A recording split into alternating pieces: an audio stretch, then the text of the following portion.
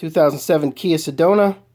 Problems with the fuel sending unit getting a good signal up to the gas gauge. Gas gauge is jumping all around. Here's a new fuel pump with the sending unit.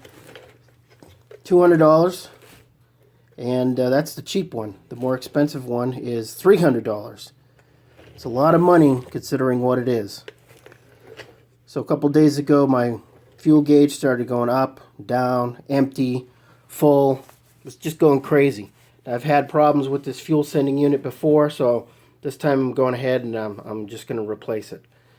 The fuel pump is located under the seat on the driver's side in the back. You pull up a piece of rug and you have a plate there with 4 screws in it.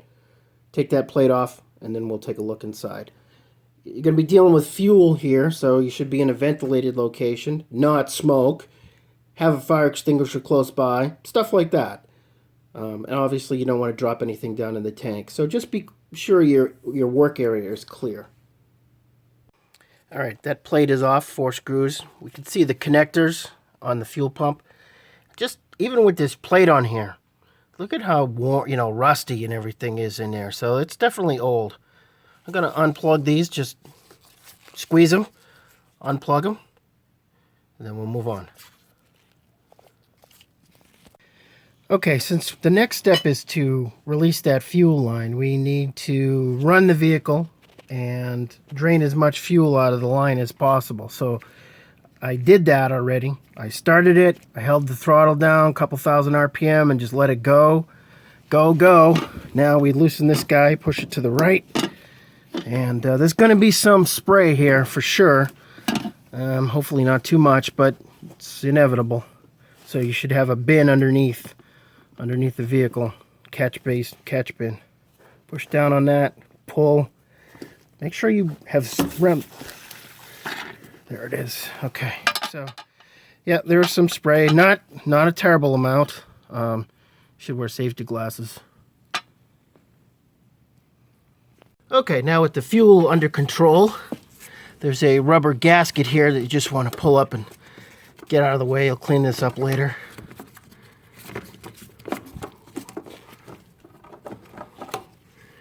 I've been trying to get this ring off here for quite a while now. And that's this. There's no screws in this like other vehicles.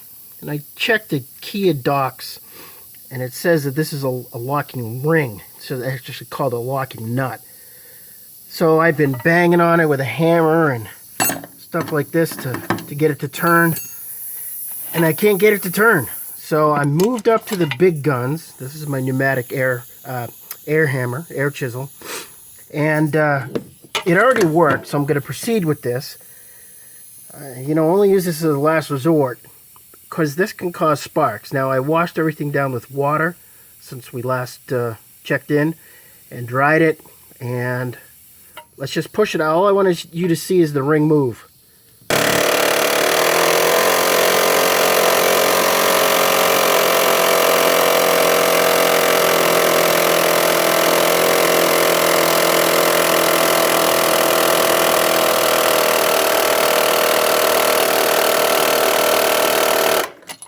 You can see the ring is moving. It'll eventually unscrew. I'll continue on, see where I get.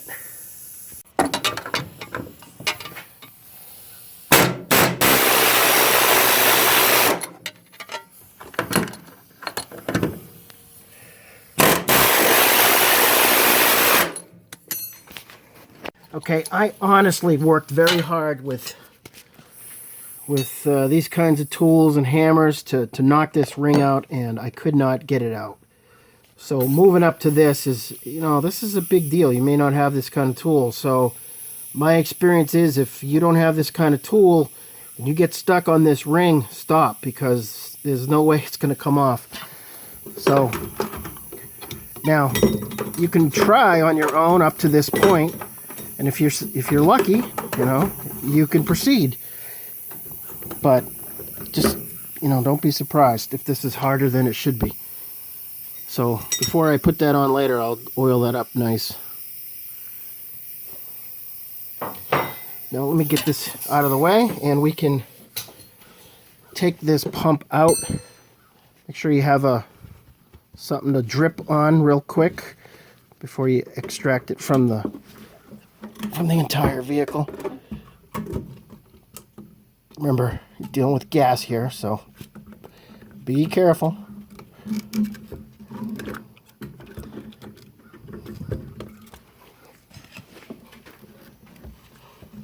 And you might have to move around to get that out. Okay, so it's out. Okay, when you're putting the pump in, it does sort of press down, and there's a little locking tang on the side. Let me see if I can show you that. See that right there? So when you put it in, you're ultimately going to turn it to the side a little bit, and it's going to lock into place. There we go. That locked in, so that's good. Now I'm going to clean up this ring and put some anti-seize on it, which I already did. In fact, I was banging on this thing so hard to get it off. I dented these, but hammered them out a little bit. And I put on this anti-seize, and now I'm going to put this on. Okay, the ring is on there. I've tightened it hand tight as much as I could. Now I'm going to use the screwdriver and the hammer and tap the ring. But you can't see what I'm tapping the ring like a regular lock and a regular nut, and tightening it up. Hopefully not as tight as whomever did the last one. Alright, so we're reassembling it. Put the rubber gasket on, the rubber dust cover. Put on the fuel line. Lock the fuel line. Attach the electric. Okay, make sure they click. Okay, so next thing is just gonna start it. Make sure it doesn't spray fuel everywhere. Let's see.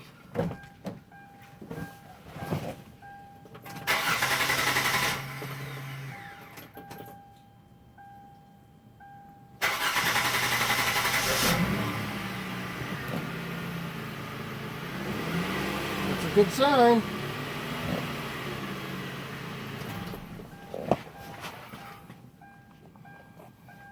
Okay, that was good. Okay, here we are with the vehicle running. The check engine light is on. The fuel gauge is showing correct.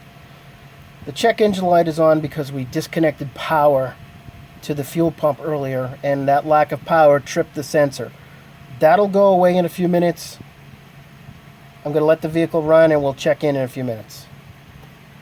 Okay, so we still have this code. Let's take a look at what the scanner says.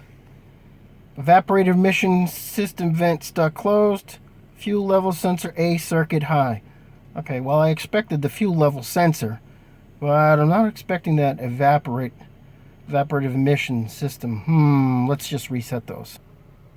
I reset the codes, and I'm checking there's no pending codes, so I'll wait a few minutes. See if they come back.